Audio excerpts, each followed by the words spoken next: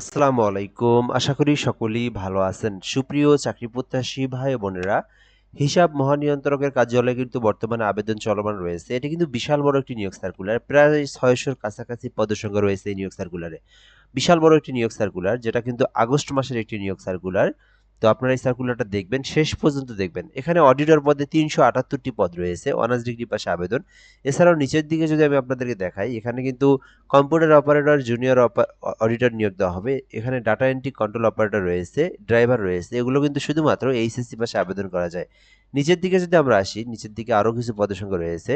৪০টি পদ রয়েছে শর্টার পদে, যেখানে এসএসসি পাশে আবেদন। অফিস সহকারী ৫৭টি পদ রয়েছে এসএসসি পাশে আবেদন। তো আজকের এই ভিডিওর মাধ্যমে এই নিয়োগ সার্কুলারটা নিয়ে বিস্তারিত জানাবো, কিভাবে আবেদন করতে হয়, তারপরে আবেদন সম্পর্কে তথ্যগুলো, এ টু জেড যাবতীয় তথ্যগুলো আপনারা এই ভিডিওটার মাধ্যমেই জেনে নিতে পারবেন। সম্পূর্ণ ভিডিওটা শেষ পর্যন্ত দেখার জন্য অনুরোধ করা হচ্ছে। আরেকটি গুরুত্বপূর্ণ বিষয় হচ্ছে, যারা আমাদের ইউটিউব চ্যানেলে নতুন, এমআর রায়হান হাসান আমাদের ইউটিউব চ্যানেলে অবশ্যই সাবস্ক্রাইব করে রাখবেন। আর ফেসবুক পেজ থেকে দেখলে পেজটি ফলো করে রাখবেন। বাংলাদেশের সকল সরকারি নিয়োগ সার্কুলারগুলো আপনি সবার আগে আমাদের মাধ্যমে জেনে নিতে পারবেন। আর এই সার্কুলারে আবেদন করতে চাইলে আমাদের হোয়াটসঅ্যাপ নাম্বারে যোগাযোগ করতে পারেন। ঘরে বসে একদম নির্ভুলভাবে আবেদন করতে পারবেন। হোয়াটসঅ্যাপ নাম্বারটি এই ভিডিওর কমেন্ট বক্সে দেওয়া রয়েছে। হিসাব মহানিয়ন্ত্রকের কার্যালয়ে নিয়োগ সার্কুলার প্রকাশ করা হয়েছে, যেটা সরকারি স্থায়ী পার্মানেন্ট চাকরি। বাংলাদেশের প্রকৃত নাগরিক মানে বাংলাদেশের যে কোনো জেলার যে কোনো প্রার্থী যে কেউ আবেদন করতে পারবেন। অফিসিয়াল চাকরি, ছেলে মেয়ে উভয় আবেদন করতে পারবেন। অনলাইনের মাধ্যমে আবেদন করতে হবে। cgaTeletalk.com এই যে লিঙ্কটা দেখতে পাচ্ছেন, মূলত এই লিঙ্কটাতে প্রবেশ করে আবেদনটি করতে হবে। তো আশা করি বুঝতে পেরেছেন। প্রথমত পদের নাম অডিটর নিয়োগ দেওয়া হবে। ৩৭৮টি পদ রয়েছে, মোটামুটি বিশাল বড়। এটা কিন্তু সব থেকে বড় পদের সংখ্যা। অডিটর পদে ১১ গ্রেডের নিয়োগ দেওয়া হবে। ৩৭৮টি পদ রয়েছে, ঠিক আছে। শিক্ষাগত যোগ্যতা চাওয়া হয়েছে, যারা অনার্স পাস করেছেন ৪ বছর মেয়াদি, শুধুমাত্র তারাই আবেদন করতে পারবেন। আর যারা ডিগ্রি করেছেন ৩ বছরের, তাদের জন্য মাস্টার্স থাকতে হবে। বিষয়টা আমি আপনাদেরকে ক্লিয়ার করে দেই। যারা ৪ বছরের অনার্স কমপ্লিট করেছেন, জাস্ট অনার্স কমপ্লিট করেছেন, তাহলে আবেদন করতে পারবেন। আর কোনো ধরনের অভিজ্ঞতা কোনো কিছুরই জানার প্রয়োজন নাই। আর যারা ডিগ্রি করেছেন ৩ বছরের, তাদের জন্য কিন্তু মাস্টার্স থাকলে তারা আবেদন করতে পারবেন। পরবর্তী স্টেপে চলে আসবো। পরবর্তী এখানে সবকিছুই সেম, শুধুমাত্র এখানে পদের নাম, শিক্ষাগত যোগ্যতা এবং পদের সংখ্যা ভিন্ন। কম্পিউটার অপারেটর নিয়োগ দেবে ২টি পদে। বিজ্ঞান শাখা থেকে, অর্থাৎ সায়েন্সের ডিপার্টমেন্ট থেকে যে কোনো একটি সাবজেক্ট নিয়ে যদি আপনি অনার্স পাস করে থাকেন অথবা ডিগ্রি করে থাকেন, আবেদন করতে পারবেন। জুনিয়র অডিটর, এটা কিন্তু বিশাল বড় একটি পদের সংখ্যা, ৯২টি পদ রয়েছে। শিক্ষাগত যোগ্যতা চাওয়া হয়েছে উচ্চ মাধ্যমিক সার্টিফিকেট, অর্থাৎ এইচএসসি পাস। যারা শুধুমাত্র এইচএসসি পাস করেছেন, জুনিয়র অডিটর পদে আবেদন করতে পারবেন। এছাড়াও রয়েছে ডাটা এন্ট্রি কন্ট্রোল অপারেটর, ৪টি পদ রয়েছে, এইচএসসি পাস করে আবেদন করা যাবে। ড্রাইভারের ২টি পদ রয়েছে, অষ্টম শ্রেণী পাস করে আবেদন করতে পারবেন। তো এখানে আপনার যে শিক্ষাগত যোগ্যতা, সেই শিক্ষাগত যোগ্যতা অনুযায়ী যে পোস্টে ইচ্ছা সে পোস্টে আবেদন করতে পারবেন।